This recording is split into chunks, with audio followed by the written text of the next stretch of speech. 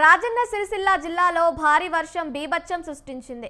వీర్నపల్లి, ఎల్లారెడ్డిపేట మండలాల్లో కుండపోత వాన కురిసింది.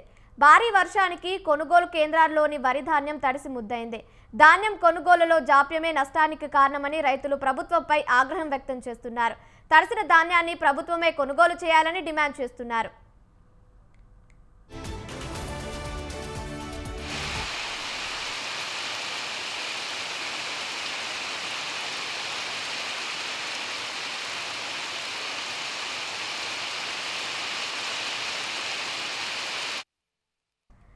రాజన్న సిరిసిల్ల జిల్లాలో భారీ వర్షం బీభత్సం సృష్టించింది.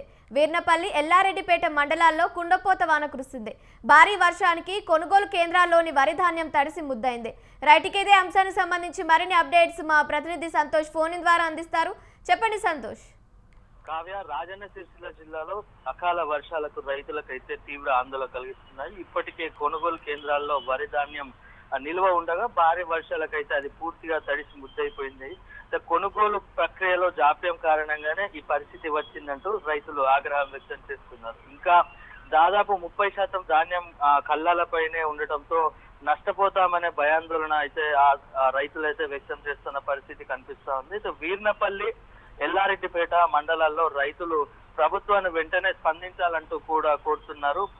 ఇటు ఇప్పటికే జిల్లాలలో దాదాపు 30% వరి ధాన్యం అయితే కళ్ళల్లో నిలిచిపోయింది. ముందస్తుగా అయితే వర్షాలు హెచ్చరికలు ఉన్నప్పటికీ అధికారులు తగిన చర్యలు తీసుకోకపోవడంపై అయితే ఇలా రైతులు నష్టపోతున్నారంటూ కూడా రైతులు ఆందోళన చేస్తున్నారు. అయితే వీర్నపల్లి, ఎల్లారెడ్డిపేట మండలంలో పలు చోట్ల రైతులు కొనుగోలు కేంద్రాల వద్ద ఆందోళన చేస్తున్న పరిస్థితి అయింది. తడిసిన ధాన్యాన్ని కూడా ప్రభుత్వమే కొనుగోలు చేయాలంటూ కూడా రైతులు డిమాండ్ చేస్తున్నారు. అలాగే కొనుగోలు ప్రక్రియను వేగవంతం చేసి మిగిలిన ధాన్యాన్ని వెంటనే కొనుగోలు చేయాలంటూ కూడా ప్రభుత్వాన్ని విజ్ఞప్తి చేస్తున్నారు. రైతులకు ఎలాంటి నష్టం జరగకుండా అధికారులు తక్షణమే చర్యలు తీసుకోవాలంటూ కూడా రైతులు కోరుతున్న పరిస్థితి అయితే ఉంది. మొత్తంగా కూడా కొనుగోలులో జాప్యం రైతులకు శాపంగా మారింది. తడిసిన ధాన్యాన్ని అయితే ప్రభుత్వం అండగా నిలుస్తుందా లేక రైతుల కష్టాలు మరింత పెరుగుతాయి అనే విషయం అయితే వేచి చూడాల్సిన పరిస్థితి అయితే ఉంది. Kavya, thank you Santosh, thank you for the updates.